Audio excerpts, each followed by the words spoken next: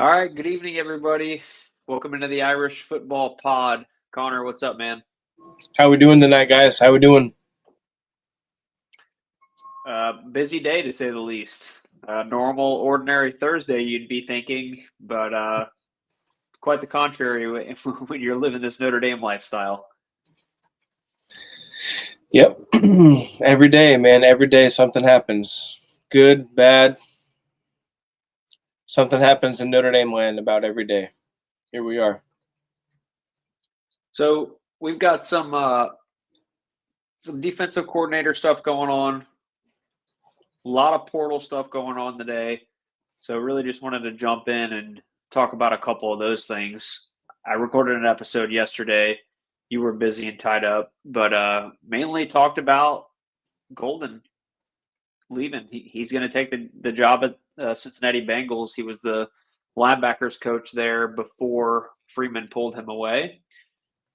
Just incredible what he's done over these past 4 years at Notre Dame. It's going to be hard shoes to fill for anybody. I agree. Yeah, definitely hard shoes to fill. He came in and he had good defensive coordinators that he came after. You look at Freeman, and you mentioned it yesterday. Freeman, Mike Elko, Clark Lee. Those are pretty good names, well-known names around the country. And now those names are at head coach positions. So, well, Al Golden, he moved on to the NFL, but Clark Lee, Mike Elko, great reputations, great coaches, good leaders. You knew at some point they were going to get the opportunity to become head coaches, and Notre Dame got them to that point. So it's cool to see. Notre Dame's one of those places that's going to attract positions at all times. You look at, especially when you have a track record like Al Golden, it's going to be a golden prize job for a lot of people out there when you look at it. But I'm hoping, like you said, it's Mike Mickens ultimately. Yeah, I was just going to get to, now that Golden is officially going to the Bengals, which direction are we going to go? I just think that the arrow has been pointing to Mickens now for just too long. It's been a good 2.5 seasons since we thought, hey, like when Al Golden eventually does move on and he leaves Notre Dame, if Mickens is still on this staff, it's going to be hard to overlook him. Just the experience that he has, what he's done with that secondary room, to me, he's just been around the program. He's been around the defense. And I don't think that the defense that has been established is more so Golden. It's more so just the Notre Dame philosophy. Freeman, Golden, Mickens, as a whole. So I can kind of see that. Effort. It's a collaborative effort. Collaborative effort. That's a good point. Good term to use there. I just think that Mickens has been around that and been a part of that collaboration long enough to where he just kind of seems like the right fit for me. Yeah, and I've also, in my mind, thought that this team and the coaching staff is smart enough to know that if you are going to replace him, they're going to talk about it, and they're going to maybe, put Mickens in more bigger roles. He's going to be under Al's wing more. Who knows? Behind the scenes, he could have been with Al a lot more time than we think.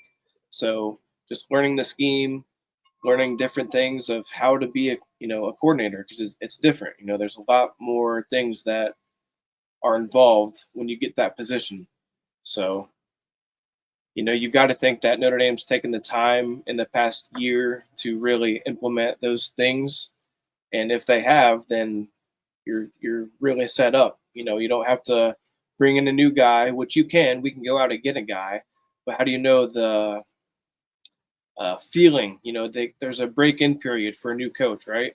Well, it's like not much of one when you bring someone like Mike Mickens in. Yeah, it almost kind of makes you think like, okay, we're not going to skip a beat. It's going to be kind of like next man in mentality, but for a coach, right? Mm-hmm. Like the approach is the same. The guy in the building is the same. So, I agree with that too. just from a culture, from a vibe, from a feel standpoint. I just think that the defensive guys that are remaining and the ones that are coming in, obviously they're going to take a liking to Mickens. Now, it'll be his first time being a defensive coordinator, I believe. I don't think he's been one before. But time will tell on that. Another thing that I thought about was we're so deep into the season, obviously playing the last game of the year.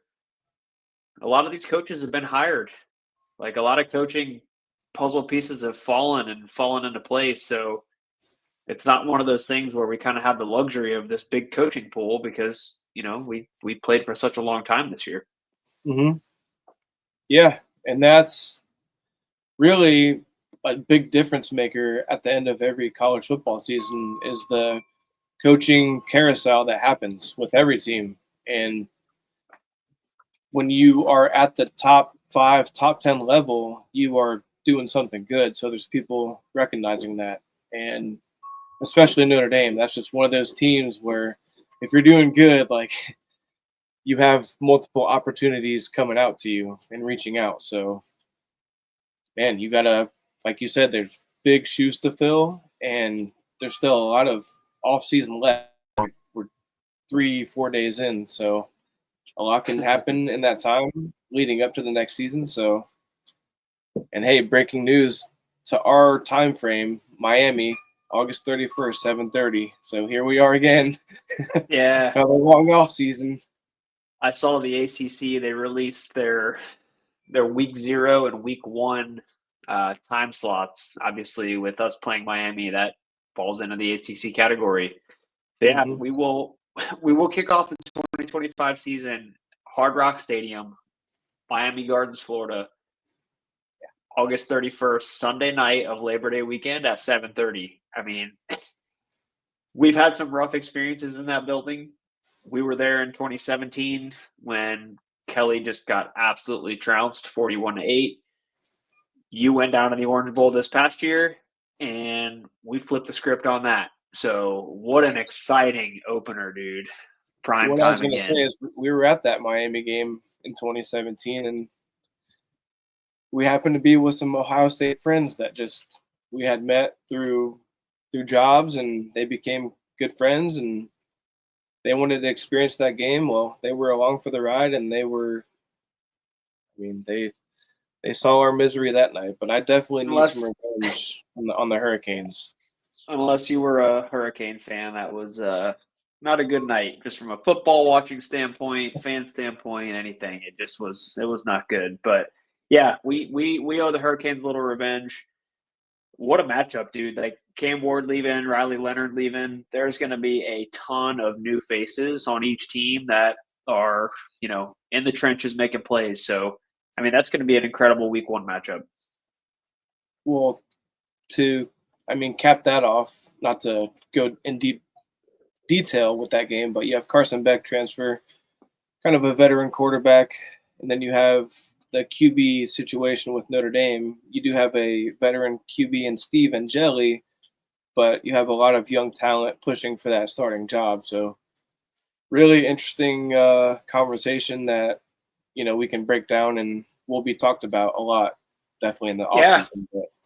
Yeah, that's a good point. If it's not Steve and we don't hit the portal, which I don't anticipate we're going to do at this point, it's going to be Beck versus a first-time starter. And that's a lot to look forward to, huh? A lot to look forward to. And I was thinking about it. I'm like, it's already almost the end of January. We got 7 months. And we're already game's only 2 months away. Yeah. 2-3 months away. Yep. So yeah, good matchup there. Let's talk a little bit about the portal, dude.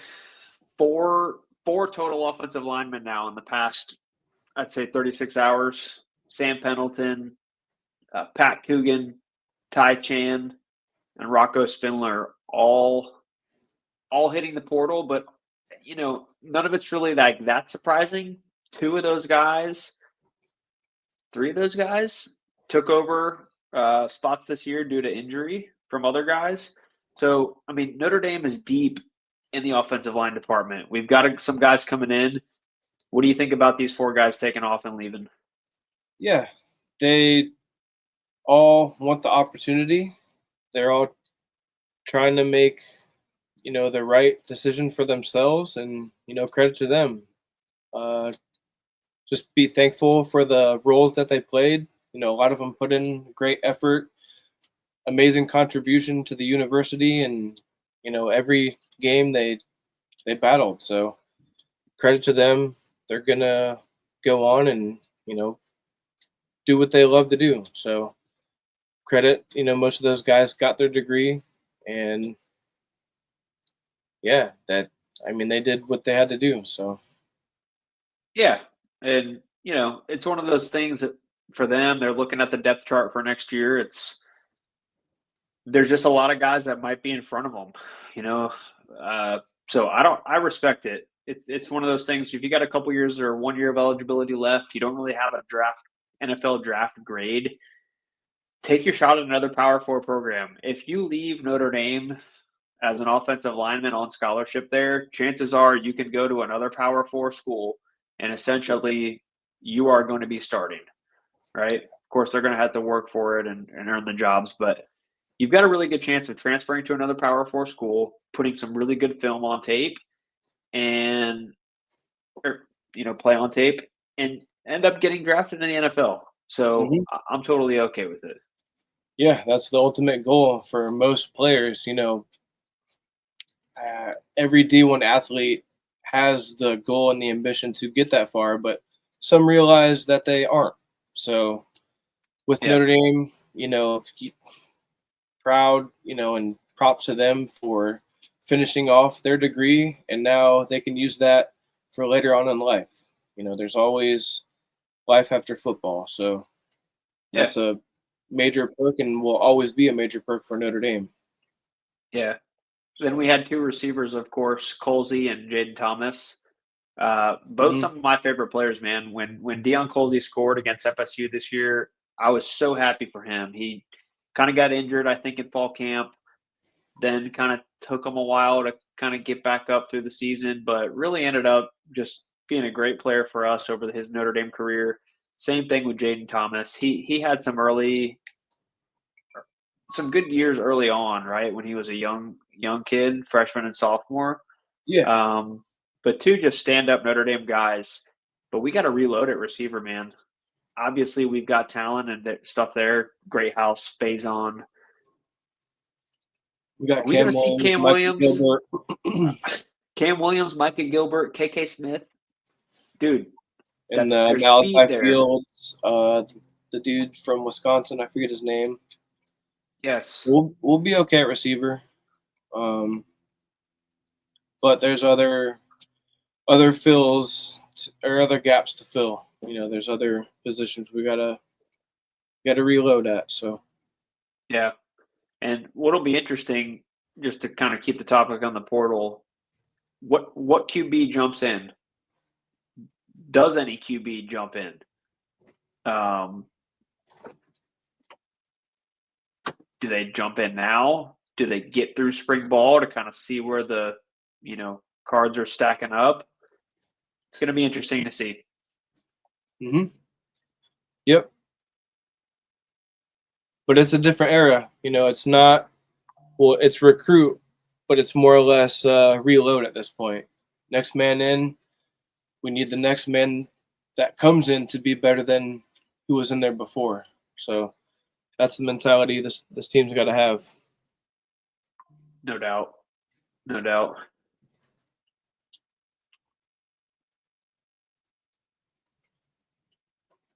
Yeah. So, ultimately, another busy day, a lot of portal stuff. Uh, Kickoff time announced for game 1. They didn't waste any time there. They got right to it with that. Pretty much knew that was going to happen. To be quite Of honest with course. you. Yep. Yep. No doubt about it. So why Yeah. would it be why would it be another time? Prime time Miami. When the Hurricanes and Notre Dame get together, you're not going to be playing that game at noon. that's Not happening. going to be under the lights. Yep. So, yeah, well, we should be there. So if you guys are there, Yeah, hit us up. We'll most likely yeah, be down there, and if y'all want to connect and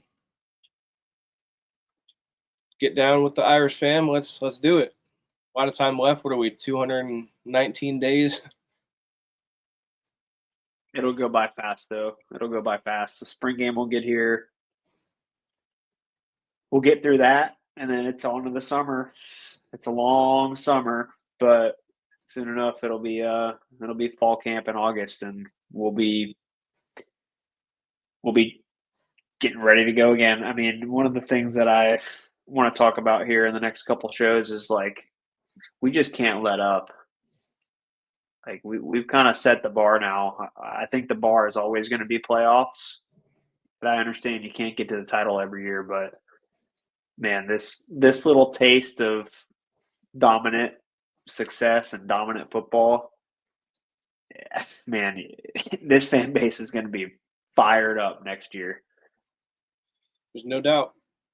Every year, man. Every year, this fan base is fired up, and we just got a glimpse. It's just the beginning. So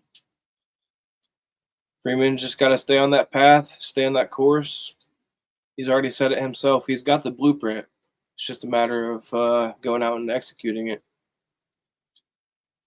Yep.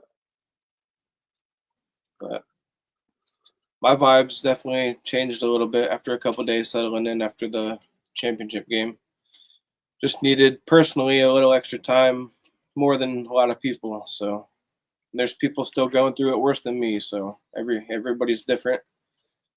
Yeah, man. So It's just one of those things. Like the closer we were to it, the harder it is because it yep, was right there. yep. You had two teams that could do it. We were one of them. So it almost hurts more that we were that close and didn't get it done. But it is what it is. Think about it, dude. All the lumps and losses that Freeman has taken during his 3 years, he's turned every single one of them into some type of positive outcome. Mm-hmm. So Yep. this is the ultimate losing a title game. That's the ultimate lump you could take. We got there, we lost, but man, I think he's just gonna take a real deep dive into this team. Where can we get better? That's always what he's thinking. Where can we get better? So Yep. obviously the offseason is going to be filled with that type of content. How this team could get better, how this team cannot stay stale. We're just going to keep accelerating. And that's kind of something I said too. To be in that elite category, you got to sustain it. Like we can't go 9-3 or 10 or 9-3 or 8-4 next year. Like new quarterback or not. Like when you're an elite program, you sustain success over Stay there. multiple years. Yes. Yeah. Yep. Yep. You have to. That's what becoming or getting into the elite category takes, is sustaining the elite playing year in and year out. Pretty much saw it through Saban. He set the standard, and if you're not playing like that, well, we saw what Alabama was this year, and they're below the standard. They didn't even make the playoffs. So Right. you got to stay on that upward tick. If anybody follows me on Twitter, I'm the dude that always has that emoji. Just you have those little ink, but you just got to be going straight up at all times. So Yeah, that is your emoji, that graph for sure. Yep. Anyways, man, I think that'll pretty much wrap it up for today's show. Portal stuff, DC stuff, kickoff times for week 1 already announced. Good day in Notre Dame. Always something going on, always something to chat about, which is the best part. We get to bring you guys this content and, really just connect with the Notre Dame community. So we're happy to be doing it. Any words before we send it off, Connor? yeah, just really stay positive, stay in tune. Just understand that these things take time, and Freeman's already shown that he can get there. So it's just a matter of time before he wins one. So just stay locked in and trust the process. You know, we're gonna win one. So let's go. Right on, man. Yeah, good stuff. As always, go Irish. Appreciate you guys tuning in to the Irish Football Pod. Like, comment, subscribe. If this brought you any type of Notre Dame value, that's what we're doing it for. We love talking about it. We love just being around it. So like, comment, subscribe. Anything you can do to support the channel. We love all the support that we get, and we're thankful for it. So, Yep. All right, with that, go Irish, and we'll be back tomorrow. Go Irish.